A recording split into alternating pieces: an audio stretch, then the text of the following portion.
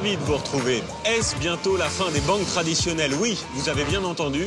Tout compte fait s'intéresse aujourd'hui au bouleversement du financement participatif.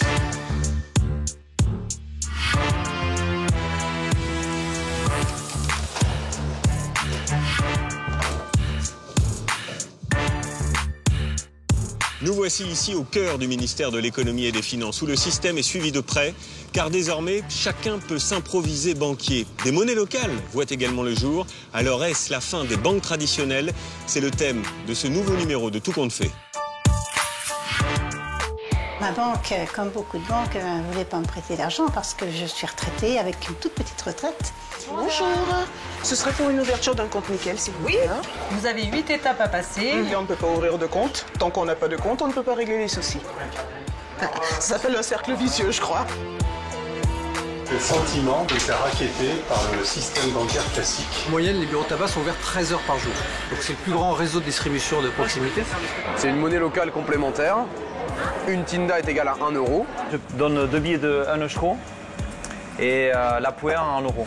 La pharmacie ici aussi qui prend le euro. On a une centaine de commerces sur Wayam qui prennent le euro. Donc, vous avez la boulangerie également là. Vous payez comment? En livre de Bristol? Non, je paye en livre normal. Mes premières livres de Bristol. Et si bientôt, nous pouvions emprunter de l'argent sans passer par les banques? Eh bien, c'est tout le principe du financement participatif. Un projet d'entreprise, besoin d'une nouvelle voiture ou d'un canapé pour son salon. Avec Internet, il est devenu très facile de lever des fonds. C'est un jeu d'enfant. Le système est en train de bouleverser la finance traditionnelle. Regardez bien, car c'est à la portée de tous. Mais attention aux arnaques. Enquête signée Elisa Jadot. Le premier réflexe quand on a besoin d'argent, comme pour subvenir à un coup dur, ou bien acheter un nouveau véhicule, et même financer un voyage, c'est d'appeler sa banque. Mais depuis la crise, elles sont devenues très frileuses et nous renvoient vers des crédits renouvelables, ces fameux crédits revolving et leurs taux exorbitants. Revenus trop faibles, contrats précaires, surendettement. Pour les banquiers, nous ne rentrons plus dans les cases. Face à des établissements qui refusent de prêter de l'argent, un nouveau moyen d'emprunter a vu le jour. C'est le prêt entre particuliers. Ce n'est plus la banque qui nous prête de l'argent, mais des personnes physiques, des couples, qui ont fait un peu d'épargne. Plutôt que de faire dormir cet argent sur leur compte, ils le prêtent avec un taux d'intérêt plus raisonnable, entre 5 et 8%. L'idée de cet emprunt hors du système bancaire est née sur Internet, et aujourd'hui plus de 60 plateformes font dans le prêt entre particuliers. C'est en se passant de son banquier qu'Edith, 65 ans, a pu financer ses travaux. Depuis qu'elle est à la retraite, Edith mène une vie tranquille dans sa petite maison en Champagne-Ardenne. Jardinage, cueillette, elle profite pleinement de son jardin. Mais il y a quelques mois, elle a voulu donner un coup de neuf. Elle avait le même décor depuis 32 ans. Alors elle a décidé de tout rénover. Vous voyez, en ce moment, je suis en travaux, il y en a un peu partout. Donc, je suis en train de couper la haie. Mais j'ai terminé les travaux que j'ai faits à l'intérieur de la maison, grâce au prêt qu'on m'a octroyé. Je vais vous les montrer, si vous voulez. Vous me suivez? C'est un prêt un peu particulier qu'a obtenu Edith pour refaire toute sa déco. Voilà la chambre. Pour réaliser ses travaux, elle avait besoin de 3 000 €. Mais ce n'est pas une banque qui lui a prêté cette somme. On a refait le sol. Le sol, c'était de la moquette qui était vieillotte, et donc je l'ai enlevé. J'ai acheté les papiers peints, les peintures, et il a fallu creuser dans le mur, mettre de la lumière. Donc tout ça, ça a besoin d'un petit peu d'argent. Ma banque, comme beaucoup de banques, ne voulait pas me prêter d'argent parce que je suis retraitée avec une toute petite retraite. Et c'était pas sécurisant pour eux, donc c'était refusé partout. Edith vit seule, elle gagne 900 € par mois. La seule proposition qu'on lui fait, c'est un crédit renouvelable, à un taux ahurissant, 20%.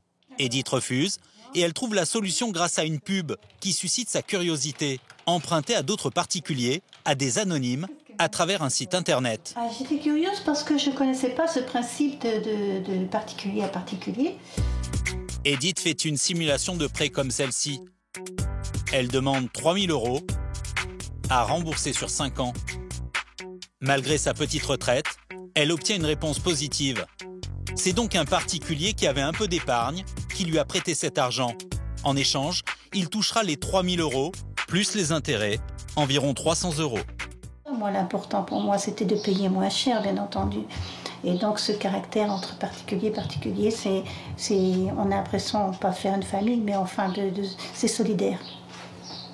C'est donc grâce à l'argent de personnes qu'elle ne connaît pas qu'Edith a pu refaire sa chambre et son jardin. Le prêt entre particuliers a débarqué en France il y a 4 ans. Emprunter loin des systèmes bancaires classiques est aujourd'hui possible, grâce à l'idée d'un roi de la finance. Il s'appelle Charles Egli. Il a 36 ans. Le marché du crédit, c'est son terrain de jeu. Il y a 3 ans, il s'est lancé dans une aventure en créant Prêt d'Union, le site internet de référence du prêt entre particuliers. Pourtant, au départ, Charles était plutôt destiné à une grande carrière dans les banques. Est-ce que ça vous évoque ? C'était mon premier job. J'ai fait 7 ans en banque. J'en fais plus et c'est pas plus mal. Disons plutôt que Charles est un autre genre de banquier. À l'origine de son concept, un besoin personnel. Il y a plusieurs années, j'ai fait un crédit pour payer mes impôts. Je me suis retrouvé avec un revolving à 14%. Donc là, je commençais un peu à réfléchir et à me rendre compte qu'il y avait potentiellement d'autres manières d'emprunter, prêter de l'argent. Charles Egli n'a rien inventé. Le système vient des États-Unis et là-bas, le succès est immense. Le principe est simple. Des particuliers investissent leur épargne et le site redistribue l'argent en le prêtant à d'autres. Pour lancer sa petite société de crédit, Charles Egli a d'abord placé ses propres deniers. Depuis, la petite entreprise n'arrête pas de s'étendre. Alors là, on arrive dans l'open space de Prêt d'Union. Donc là, vous avez le département finance compta. Donc il y a Mario ici, Thibaut notamment. Là, vous avez le fameux département prêteur. Voilà, donc Benjamin, Julien, Frédéric. Donc c'est eux qui sont en contact quotidien avec tous les investisseurs prêteurs et qui collectent de l'argent pour justement pouvoir ensuite octroyer des crédits. Déjà 90 employés, moyenne d'âge, 28 ans. Ici, tout est fait pour se démarquer de l'image des banques. Exit l'école blanc, tenue décontractée exigée, ambiance détendue et gadgets colorés. Pourtant, il y a quand même tous les codes des salles de marché. Alors ça, c'est le gong. C'est pour fêter les volumes records du mois. Donc à la fin de chaque mois, on tape dans le gong. Ah ouais ? Je te montre. Ouais.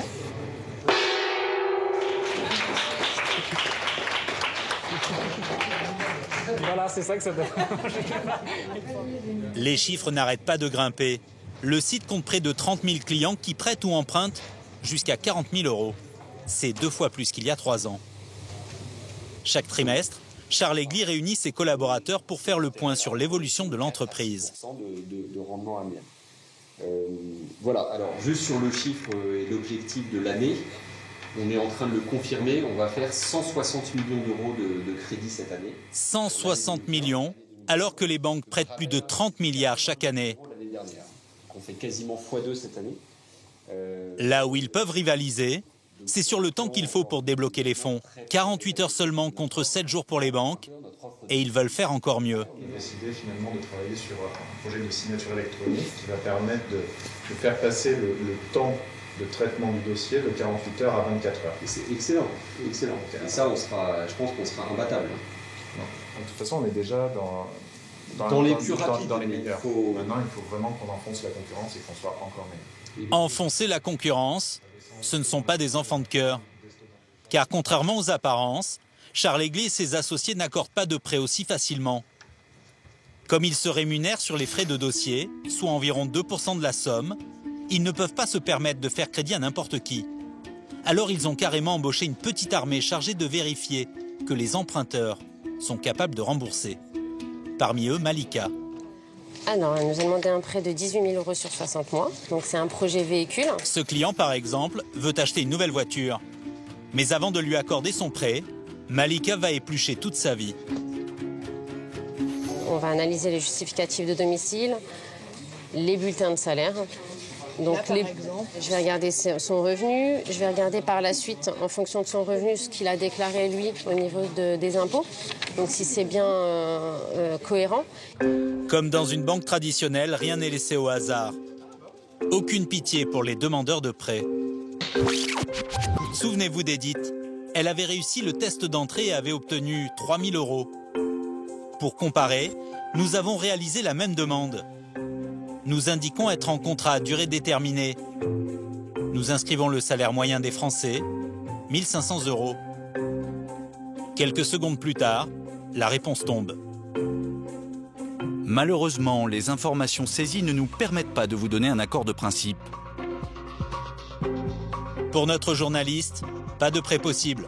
C'est la limite de ce système pas si solidaire qu'il en a l'air. Charles Egli nous confie ne pas pouvoir faire autrement. Aujourd'hui, nous ne finançons pas encore les CDD. Parce que les CDD, c'est typiquement des revenus sur 6 mois ou 12 mois. Et les crédits qu'on propose commencent à partir de 2 ans. Donc nous, on doit quand même garantir, en quelque sorte, le remboursement du crédit. Parce que l'argent qui est prêté, ce n'est pas le nôtre, c'est celui de nos investisseurs prêteurs. Les chiffres parlent d'eux-mêmes. Prêt d'Union recale en moyenne 70% des demandes. Finalement, c'est un peu comme dans une banque. Devant le nombre de particuliers à la recherche d'un prêt à tout prix, les arnaques se multiplient sur Internet. Face au refus de Prêt d'Union, nous cherchons un autre moyen d'emprunter de l'argent.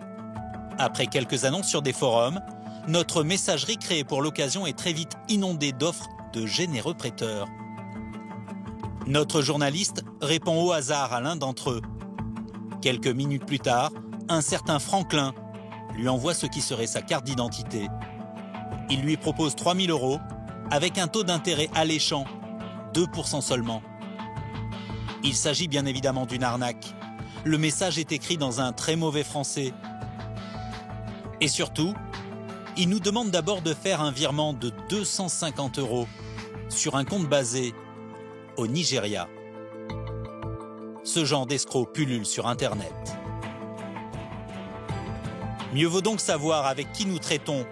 Pour cela, de nombreux particuliers ont choisi un autre système.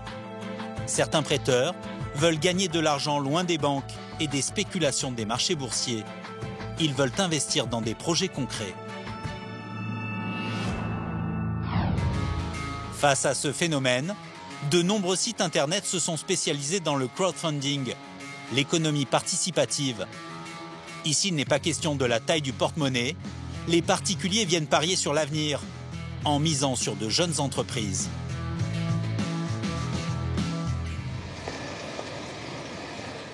Adrien a 38 ans et il a 3 000 € à investir. Plutôt que de les jouer en bourse, il va peut-être les prêter à Charlotte et Joy.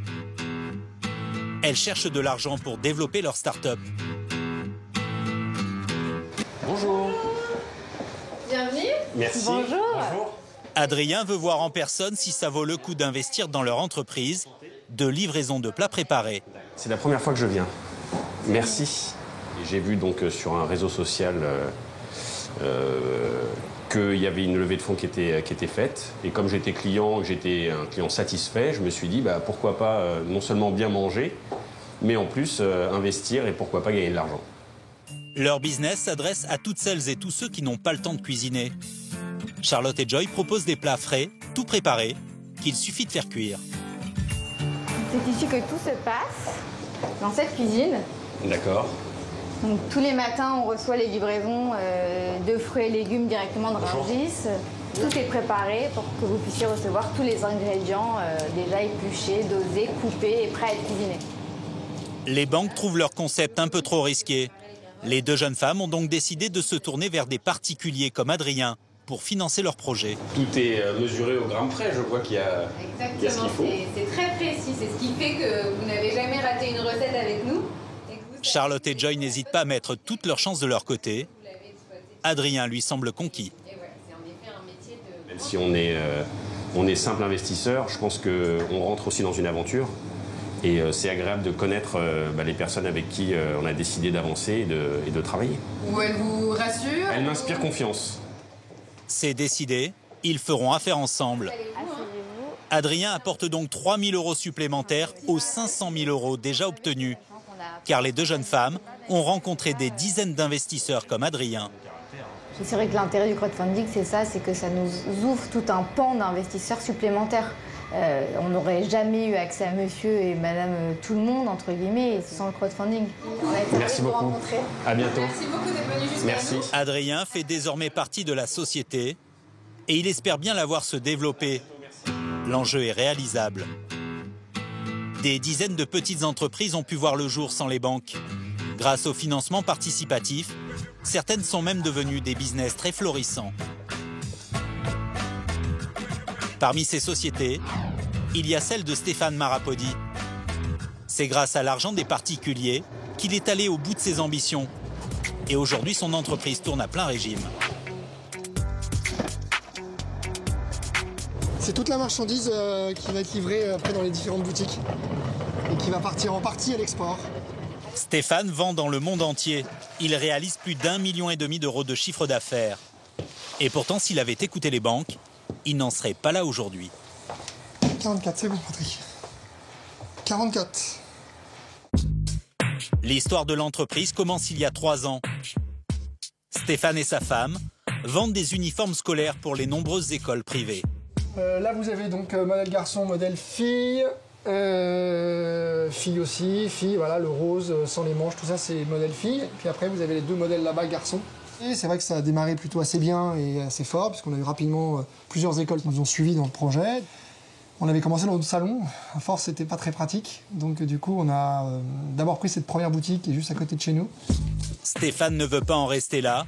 Il veut se diversifier et faire des vêtements haut de gamme pour enfants et ouvrir une seconde boutique. Pour ça, il a besoin de 400 000 €. Il a fallu mobiliser à la fois de l'argent pour financer la marchandise et à la fois de l'argent pour financer les boutiques, les ouvertures de boutiques. Et c'est là où on a commencé à solliciter les banques. Et très vite, ça a été quasiment une fin de non-recevoir. Parce que jeune entreprise, parce qu'en développement, parce que le textile, parce que si, enfin toujours plein de bonnes raisons. 6 banques au total lui ont fermé la porte. Mais Stéphane n'a pas baissé les bras. Et aujourd'hui, grâce à sa ténacité, il tient enfin sa deuxième boutique. Il en possède même 4. C'est notre bébé. C'est vraiment la boutique telle qu'on l'imaginait. C'est marquant en tout cas comme événement dans l'évolution de l'entreprise. Pour trouver les fonds dont il avait besoin, Stéphane a lancé une grande campagne de financement participatif sur Internet. 25 personnes ont cru en son projet. Et 2 mois plus tard, il obtenait 700 000 €. Ce sont essentiellement nos actionnaires privés qui ont investi dans l'entreprise. C'est aujourd'hui 25 personnes privées et qui nous ont permis d'en arriver là où on en est aujourd'hui. C'est grâce à eux. En 2014, le marché du prêt entre particuliers et du financement participatif a atteint 350 millions d'euros. Ce chiffre devrait encore doubler l'année prochaine et permettre de concrétiser le rêve de milliers de Français.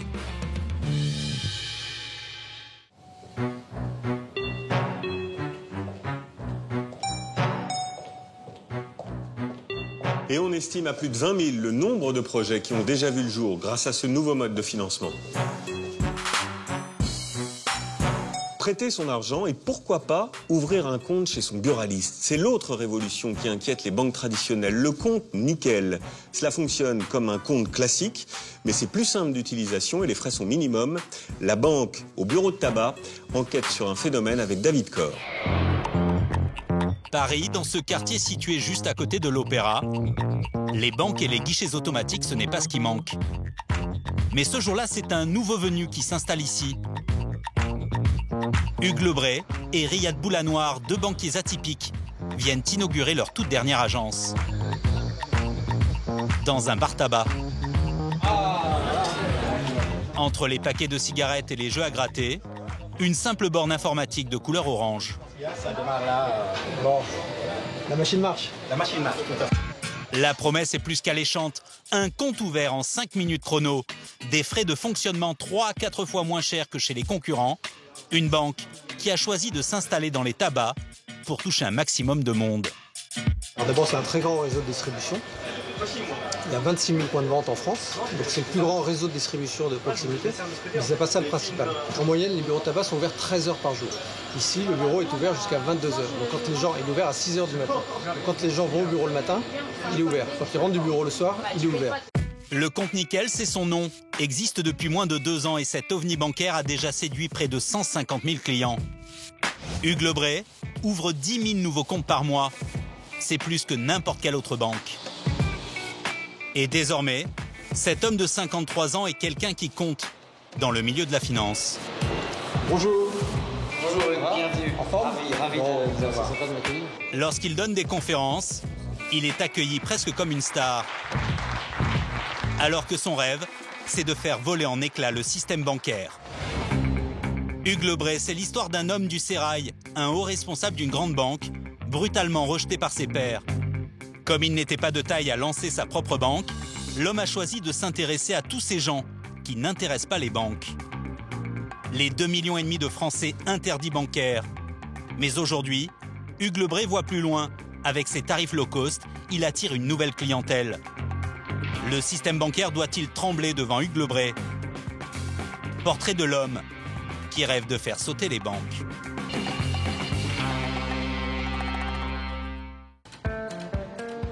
Emma Blais fait partie de ces Français fichés à la Banque de France et pour qui la vie est devenue une galère sans nom depuis. Alors ce matin, cette mère de famille qui a un travail, un CDI, a décidé d'arrêter les frais. Ce serait pour une ouverture d'un compte Nickel. Oui, très bien. Emma a dépassé son autorisation de découvert de quelques dizaines d'euros. Et comme elle était en vacances, elle ne s'est rendue compte de rien. J'avais quelques chèques qui sont revenus impayés. La banque postale m'a donc adressé un courrier pour me demander de régulariser. Sauf que c'était pendant l'été, je n'étais pas là, j'ai pas pu répondre au courrier. Ils ont clôturé mon compte juste avant la réception de la paye. Sans vous prévenir, sans un coup de téléphone. Il paraît que j'ai reçu un courrier. Courrier que je n'ai pas vu. Mais en tout cas, j'ai pas reçu de SMS, pourtant ils savent m'en envoyer. J'ai pas reçu d'appel de leur part non plus. Aujourd'hui, c'est la spirale. Impossible de toucher son salaire, de payer son loyer, d'utiliser sa carte bleue. Tant que les soucis ne sont pas réglés, on ne peut pas ouvrir de compte. Tant qu'on n'a pas de compte, on ne peut pas régler les soucis. Ça s'appelle un cercle vicieux, je crois. Un ami lui a parlé de ce nouveau compte qui s'ouvre avec 20 € et en quelques minutes. C'est la buraliste qui joue les conseillères. Vous avez 8 étapes à passer, vous répondez à toutes les questions. Si vous avez un problème, vous me demandez. D'accord? Merci. Allez-y. Dans une banque classique, Emma aurait dû fournir des bulletins de paie, tout un tas de justificatifs. Ici, elle n'a qu'à scanner sa pièce d'identité, remplir son état civil, et le tour est joué. Voilà. Donc le compte est validé, donc je vous rends votre carte et votre pièce d'identité. Donc ça, c'est le reçu. Donc il est effectif tout de suite, vous pouvez l'utiliser dès maintenant. Les chèques ne sont pas acceptés, mais Emma dispose d'une carte de retrait utilisable dans le monde entier. Et elle n'a même pas besoin d'attendre pour pouvoir s'en servir. C'est bon, je viens de recevoir le code, c'est parfait. C'est très bien. Et c'est très court, ça va relativement vite. J'ai un train à prendre pour retourner chez moi, donc du coup, je le fais avant de reprendre mon train. Comme on pourrait dire, c'est nickel. À la fin du mois, Emma pourra de nouveau toucher son salaire et reprendre une vie normale. Ce jour-là, dans ce bureau de tabac, une dizaine de personnes ouvriront un compte. Des interdits bancaires, bien sûr, mais pas seulement. Ce chef d'entreprise gagne très bien sa vie, mais il en a assez que sa banque lui facture sans arrêt des frais. Uniquement parce que j'ai le sentiment de me faire racketter par le système bancaire classique. Donc voilà. C'est-à-dire ? C'est-à-dire qu'il suffit qu'il y ait le moindre petit souci pour qu'ils prennent des frais et des frais de plus en plus élevés. Voilà, tout simplement. Vous avez une idée de la somme que vous dépensez chaque année Peut-être aux alentours de 600 € par an. C'est par an, oui, en frais bancaires. En moyenne, un compte courant coûte presque 200 € par an, contre 50 € pour Nickel. Quand on se veut une banque low cost, on a forcément le siège social qui va avec. C'est à Charenton, en banlieue parisienne, qu'Hugues Lebray a installé ses locaux. Et ici, nous ne sommes pas dans une banque classique. Ça se voit au premier coup d'œil. Salut Aude. La BNP, c'est 120 000 salariés en France, le Crédit Agricole 60 000, la Société Générale 42 000. Chez Nickel, Les effectifs ne se comptent pas en milliers ni même en centaines. 50 employés suffisent à faire tourner la boutique. Et ce sont principalement des ingénieurs, des informaticiens. Si aujourd'hui le compte pour les plus démunis existe, c'est grâce à la rencontre de deux hommes. Ça va? Hugues Lebray, celui qui connaît toutes les arcanes de la banque, et Riyad Boulanoir, un petit génie de l'informatique, l'inventeur du pass Navigo. Et je me rappelle très bien de ce que lui m'a dit.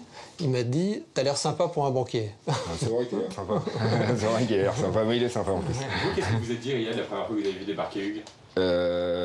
Moi, je me suis dit waouh, je crois qu'à peu près tout nous oppose. J'ai envie de dire que malgré nos différences, je voyais bien qu'on était fait un peu du même bois, quoi. Riyad Boulanoir vient d'une famille où l'on avait du mal à joindre les deux bouts. Sa mère avait même mis au point un système pour ne pas dépenser plus que ce que la famille gagnait.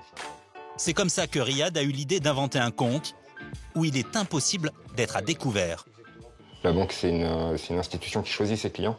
Et je voulais offrir un service identique, qu'on ait 1 euro ou 1 million d'euros. Je voulais que ce soit rapide, que ce soit pas du tout stigmatisant, que ça puisse se prendre, j'ai envie de dire, au coin de la rue. Et puis surtout, mettre une forme de règle claire, c'est que vous pouvez pas être découvert. Le découvert est techniquement impossible. Riyad Boulanoir a réussi ce qu'aucune banque n'a jamais réussi à faire, traiter les transactions en temps réel. Explication. Quand on paye avec sa carte de crédit, le terminal de paiement n'interroge jamais votre banque pour savoir si vous êtes dans le rouge. Il demande juste si vous n'avez pas trop fait chauffer la carte bleue. En réalité, c'est pendant la nuit que toutes les opérations bancaires de la journée sont transmises.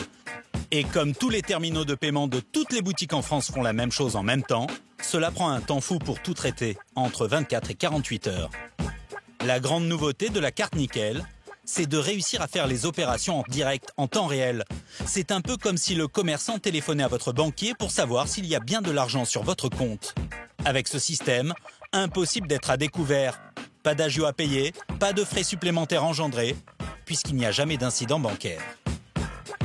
Des pénalités qui rapporteraient beaucoup d'argent aux banques classiques, entre 2 et 3 milliards d'euros par an.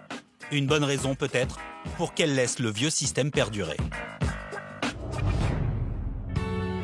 Aujourd'hui, Hugues Lebray se rêve en justicier. Pourtant, il a longtemps servi le système. Cet après-midi, rendez-vous chez son éditeur. Alors qu'il était l'un des hauts responsables de la Société Générale, Hugues Lebray publie un livre sur l'affaire Kerviel il y a 5 ans. Le banquier ne prend pas la défense de l'ancien trader, mais il se montre un peu critique à l'égard de sa banque. L'institution ne le lui a jamais pardonné. Quand moi, je prends cette initiative-là, on ne dit pas « si tu l'écris, c'est que c'est important pour toi, c'est très intéressant, je vais le lire, on en reparle ». On me dit « je ne le lirai pas, et si tu le sors du groupe ». Donc je me suis dit « mon avenir dans cette entité n'est pas bon ». Pour la première fois de sa vie, l'homme à qui tout réussissait devient infréquentable, un paria. La traversée du désert durera 2 ans. On est tout seul. Et le téléphone ne sonne plus. On n'est plus intéressant, on n'est plus en poste, on n'est plus en visibilité, on n'intéresse plus grand monde en fait. Et du coup, il faut repartir de zéro. Et c'est compliqué, parce que repartir de zéro, c'est zéro. Ça veut dire que l'emploi du temps de la journée, c'est rien. C'est-à-dire que c'est vide. Voilà. Puis une fois qu'on a appelé les copains, on ne va pas les appeler tous les jours et raconter la même histoire, repartir. Donc il y a un petit moment de stress en se disant comment je vais reconstruire tout ça. 5 ans après avoir été obligé de démissionner, Hugues Lebray tient peut-être enfin sa revanche. C'est arrivé il y a longtemps. Sa société fait 9 millions d'euros de chiffre d'affaires. Elle est déjà à l'équilibre. Maintenant, avec Riyad Boulanoir, ils sont bien décidés à gagner de l'argent avec leur compte pour pauvres. Bonjour. Vous allez bien? Lebray. Lebray, enchanté. Bonjour monsieur. Les deux associés sont venus demander à Partech de les aider à se développer. C'est un fonds d'investissement qui a déjà investi dans pas mal de startups françaises comme Dailymotion. Et ils ont encore beaucoup d'argent en réserve. Fonds de 130 millions d'euros, 3 zones géographiques, États-Unis, donc la Silicon Valley essentiellement, la France et plus généralement l'Europe. Et donc vous entrez parfaitement dans une stratégie d'investissement. Donc Riyad est né en 1973, il est sorti major de l'INSA à Rennes, qui est une école. Et voilà comment ça se passe. D'abord, Hugues et Riyad essayent de leur prouver que leur expérience parle pour eux. Mais très vite, les choses sérieuses commencent. Pour obtenir de l'argent, les deux associés vont passer sur le grill. Vous avez un taux de notoriété, il est spontané, il est assisté, il est... Quels sont vos projets de développement aujourd'hui à moyen terme? S'il existe d'autres solutions aussi de même genre à l'étranger. Hugues et Riyad subissent un interrogatoire en règle. On parle quelques minutes de distribution. Est-ce que votre clientèle demande d'autres réseaux? Au bout de 45 minutes de questions-réponses, on a un taux de satisfaction de 95-96%. Fin de l'examen. On a effectivement un churn extrêmement. 96% de satisfaction. C'est 20 points de plus que la moyenne. Ah oui, c'est énorme. Il faut aller vite parce que c'est un beau dossier. Nous, on serait prêt à investir jusqu'à 5-6 millions d'euros. Lorsque Hugues et Riyad ont lancé leur projet, Partech avait refusé de miser sur eux. 1 an et demi plus tard, retournement de situation. On n'est plus une petite start-up. On devient une entreprise française de croissance reconnue sur la place.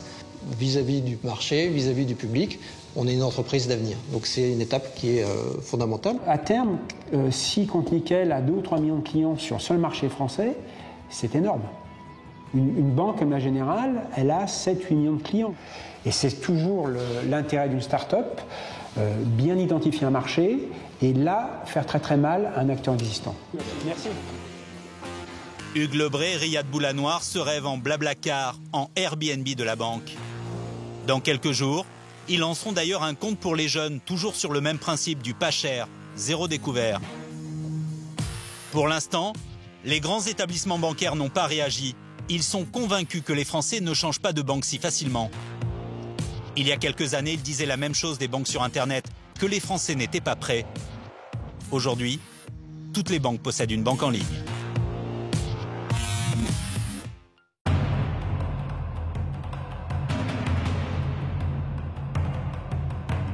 Imaginez maintenant si nous pouvions nous passer de ça, nos billets en euros.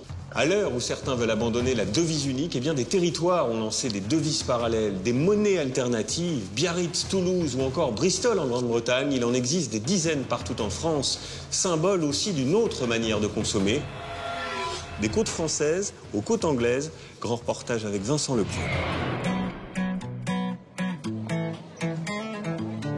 C'est une monnaie locale complémentaire. Une Tinda est égale à 1 euro. Et en fait, ces Tinda, elles circulent que sur un réseau d'adhérents. Ce matin, Mathieu Legré est en opération commando. À Oloron-Sainte-Marie, à côté de Pau, ce militant associatif essaye de convaincre les clients sur ce marché de délaisser leurs euros pour s'essayer à une nouvelle devise, la Tinda. Ces billets qui ressemblent un peu à des billets de Monopoly n'ont cours que dans la région, que dans le Béarn. Il y a un côté Tinda, un côté euro. Vous pouvez remarquer que les billets en Tinda sont beaucoup plus jolis que... Cet argent a été mis en circulation il y a quelques semaines. Alors sur la cinquantaine de stands, à part Marie la boulangère, ils ne sont que 4 à jouer le jeu. Ça arrive de plus en plus. Après c'est le début, donc faut laisser... Les gens sont un peu frileux aussi du changement de toute façon. De toute façon, il faut faire mousser le truc en permanence, hein, sinon ça ne marchera pas. Hein. On avait déjà eu du mal à passer des francs aux euros il y a 15 ans. Car question argent, nous les Français, on est plutôt d'un naturel méfiant. C'est une monnaie universelle? Monnaie locale. Ah, locale. Je ne sais même pas à quoi elle ressemble, donc si on me en donne, je pense que j'aurais l'impression d'avoir un billet de Monopoly. Ça remplace de quoi, l'euro? On fait avec une monnaie... J'en ai jamais vu ni une pièce, ni un billet. Vous l'avez vu, vous? Ça fait longtemps qu'elle est en place. Jérôme? Ouais. On a vu, toi, déjà? La monnaie machin, là. Alors pour Mathieu, il faut inlassablement expliquer, montrer tout l'intérêt d'utiliser une monnaie locale. Et ce qui est important, c'est que toutes les richesses qui sont créées sur le territoire servent directement le territoire. Le territoire où vous l'avez délimité? C'est le Béarn. Il y a déjà une monnaie... À côté, c'est le Schco, au Pays Basque. À côté, c'est la Sonnante dans le 65. Après, vous avez la Touzelle, qui est vers Saint-Gaudens. Après, vous avez la Pyrène, qui est dans Ariège. Enfin, vous voyez, vous avez des monnaies locales, vous en avez tout du long de la chaîne des Pyrénées. Depuis la crise financière de 2008, les monnaies locales ont fleuri un peu partout en France. La Tinda dans le Béarn, le Schco au Pays Basque, la Stuc à Strasbourg ou encore le Galet à Ploermel. On en compte déjà une trentaine dans l'Hexagone. Il devrait y en avoir 2 fois plus dans quelques années. C'est une monnaie alternative, complémentaire à l'euro. Ces billets s'échangent dans des commerces transformés en bureaux de change pour l'occasion et on peut les dépenser uniquement dans le petit commerce et chez les artisans. C'est bien sûr légal et depuis peu le gouvernement encourage ces initiatives. Comme cet argent ne sert que dans un territoire régional bien limité, il favorise même le commerce local. Alors comment cet argent très spécial arrive-t-il à trouver sa place dans un système monétaire totalement mondialisé? Le Pays Basque a été l'une des premières régions à utiliser une monnaie locale. Le SCO a été créé il y a 3 ans. Et aujourd'hui, l'équivalent de 400 000 € circulerait sous la forme de SCO. À Bayonne, Xavi Camino a même du mal à s'y retrouver avec tous ces commerces qui commencent à s'y mettre. La pharmacie ici aussi qui prend le SCO. Vous avez la boulangerie également là. Là aussi la fringale. En face aussi l'usine à jeux. Une coiffeuse là également. On a une centaine de commerces sur Bayonne qui prennent le SCO. Et pas seulement des commerces de bouche. C'est aussi des services, donc kiné, des experts comptables aussi. Ce matin, Xavi doit récupérer des euskos dans un comptoir de change. Enfin, c'est la brasserie qui sert de bureau de change. Pas besoin de mallette, de convoi blindé. Xavi est le convoyeur de fonds le plus détendu de la planète. Une fois, on nous avait dit comme ça, mais si on vous pique les euskos. Mais en fait, les euskos peuvent circuler que localement. Donc, si on nous vole les euskos, ils pourront le consommer quand même aux Pyrénées ou dans les commerces du Pays Basque. Les cafés-brasseries sont les commerces dans lesquels les gens payent le plus facilement en monnaie locale.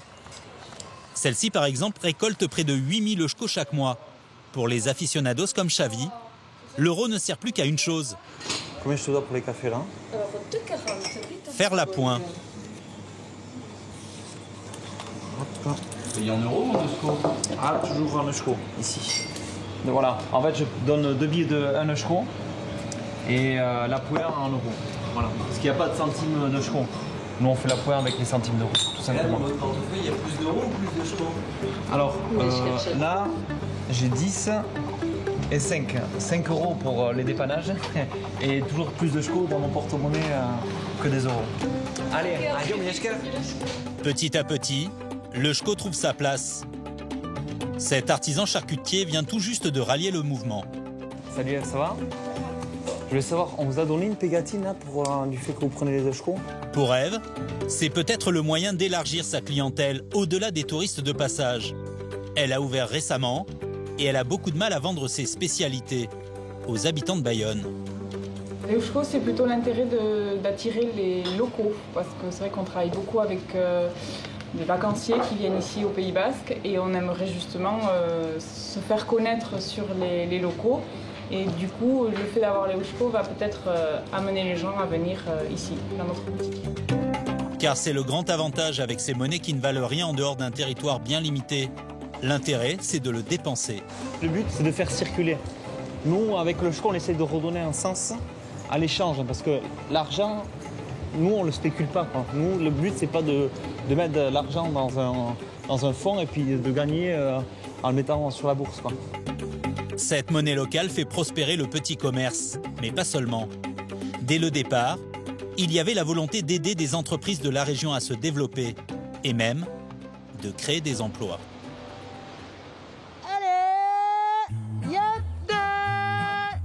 Les euros changés en eusko ne dorment pas sur un compte en banque, mais ils sont réinjectés dans des projets locaux. Je les rappelle. Allez! À quelques dizaines de kilomètres au sud de Bayonne, Johanna élève une trentaine de chèvres. On entend des oiseaux.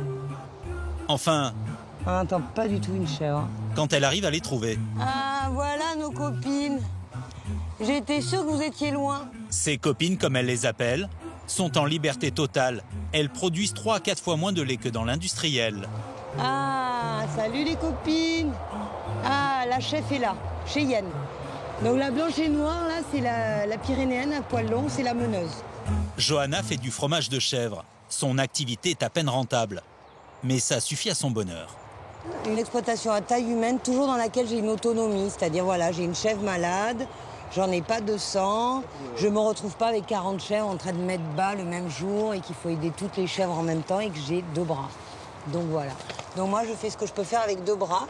Et j'ai même choisi cet animal par rapport à ça, c'est qu'au maximum, il fait 75 kilos, c'est ce que je soulève. Un peu énervé, hein, quand même. La jeune femme a essayé de tout faire sans emprunter de l'argent. Dans son exploitation, elle a d'ailleurs presque tout construit de ses mains.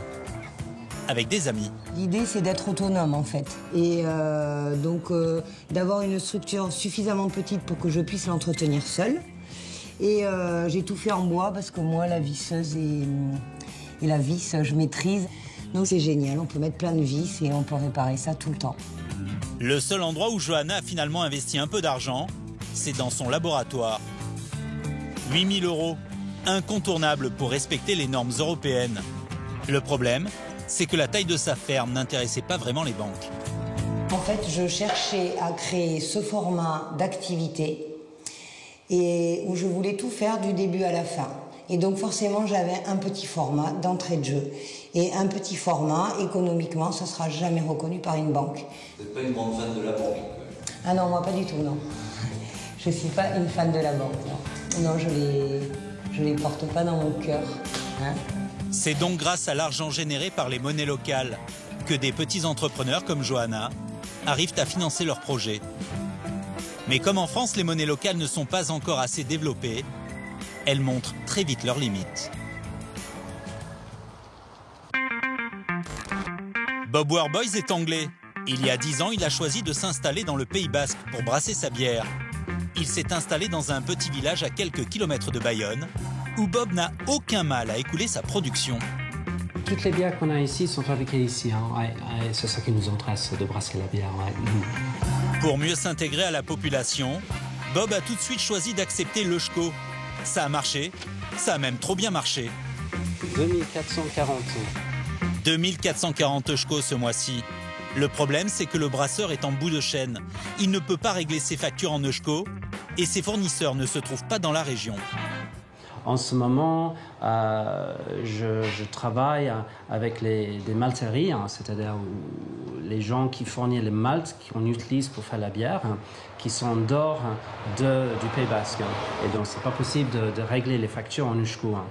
Et donc, si on voit les autres grandes postes de dépenses dans une brasserie, on a l'électricité. Hein, et donc, encore une fois, c'est un peu difficile à régler les notes d'électricité en SCHO. Hein.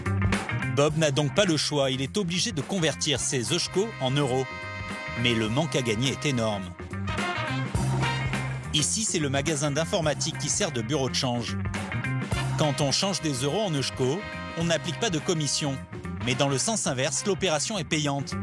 Pour Bob, aujourd'hui, la perte sèche est de 122 €. Il y a une commission de 5% qui est retenue, parce que l'objectif, c'est de faire circuler la monnaie et d'éviter au maximum la reconversion. Bon. Pour certains commerces, le choix d'une monnaie locale peut donc rapidement tourner au sacrifice financier. Ouais. Non. Il y a trop de SCHO par rapport à ce qu'il peut écouler. Moi, c'est pareil, je fais de l'informatique, je peux pas... Toshiba, ils prennent pas le SCHO? Pour l'instant, non. Il n'y a pas de fabricants locaux d'ordinateurs, donc... Mais vous pouvez imaginer d'où viennent tous les ordinateurs à la brasserie. Hein. Et le soir, la bière que j'utilise, vous imaginez laquelle je prends. Donc, voilà. C'est malheureusement la limite du système. Pour qu'une monnaie locale fonctionne, il faut qu'un maximum de personnes et d'entreprises jouent le jeu. En Europe, il existe une ville qui a réussi à convertir 10% de sa population à la monnaie locale, avec un peu de bon sens et beaucoup de volonté. Cette ville n'est pas très loin de chez nous. Elle se trouve de l'autre côté de la Manche, à 1h30 de Londres. Bristol, la ville de toutes les excentricités. C'est ici qu'est né le graphiste Banksy, le courant trip-hop et des groupes comme Massive Attack ou Portishead. Cette ville d'1 million d'habitants a lancé sa propre monnaie il y a 3 ans, en même temps que le SCHO au Pays Basque. Au pays de la reine Elisabeth et du capitalisme roi, on a fait les choses en grand. Des billets très réalistes, des applications sur smartphone pour payer et des comptes bancaires en monnaie locale. Même le nom n'a rien de fantaisiste, la livre de Bristol, au lieu de la livre sterling. Voilà pour vous, monsieur. Bon appétit et bonne soirée. Parmi les adeptes, il y a même des Français, comme Christophe. Il est venu habiter sur les rives de l'Avon il y a déjà 13 ans. Il a importé chez nos voisins anglais une spécialité bien française, la crêpe. Et il a tout de suite adopté la livre de Bristol. Vous payez comment, en livres de Bristol? Non, non, je paye en livre normal. En livres sterling, pas de problème. Ce soir, Christophe participe à une fête locale avec d'autres commerçants ambulants. Tous acceptent les Bristol Pounds, comme ils disent. Il faut dire que 100 000 personnes en ont dans leur porte-monnaie. Merci, bonne soirée, bon appétit. Mes premiers livres de Bristol, un billet de 5. Et voilà, ça va dans la caisse. La véritable force de la livre de Bristol, ce ne sont pas les consommateurs, mais les entreprises.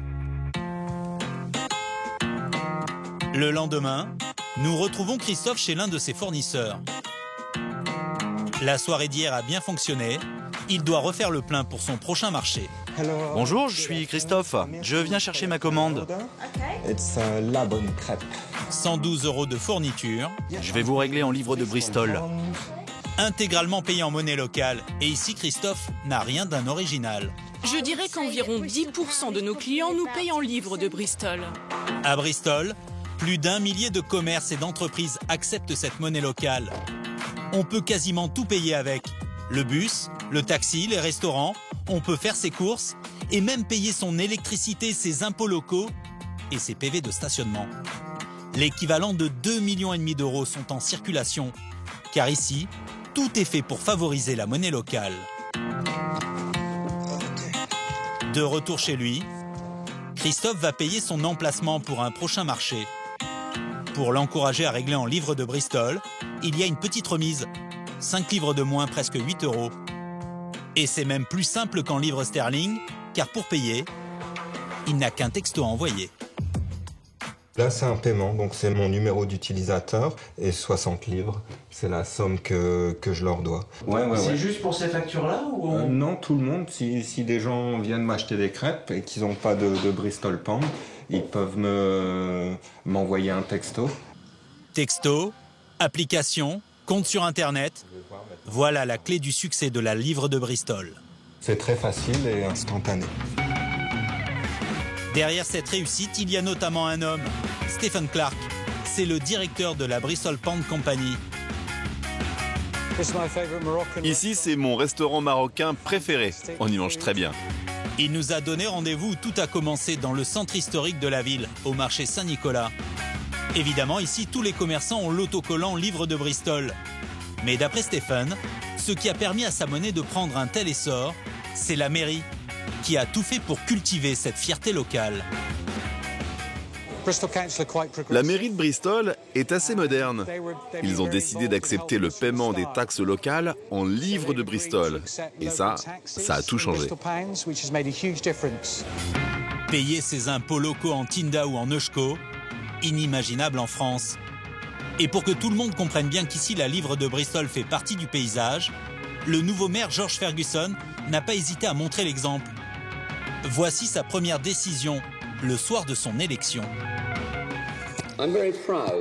Je suis très fier de diriger la plus grande ville à avoir créé sa monnaie. J'ai toujours dit que le niveau de salaire ne m'intéressait pas. Mais je tiens à vous annoncer une chose, je toucherai mon salaire en livres de Bristol. À la mairie, où travaillent près de 8000 personnes, tous les employés peuvent recevoir une partie de leur salaire en livres de Bristol. Et c'est la même chose dans des dizaines d'entreprises. Et voilà comment cette monnaie locale est devenue une référence dans le monde. Nous avons été approchés par 28 communes dans le monde. Je crois que nous avons eu une bonne idée, alors nous essayons de la propager un peu partout. Il y a même des gens qui sont venus de France, car chez vous aussi, il y a des monnaies locales. Les Anglais de Bristol sont en passe de montrer qu'un autre modèle est possible, que l'on peut consommer différemment. Chez nous, on en est encore loin. Aucun élu n'est payé en monnaie locale. Mais au Pays Basque, les utilisateurs de l'Eusko disposeront dès l'année prochaine d'une carte bancaire pour payer en Eusko. Ce sera une première en France.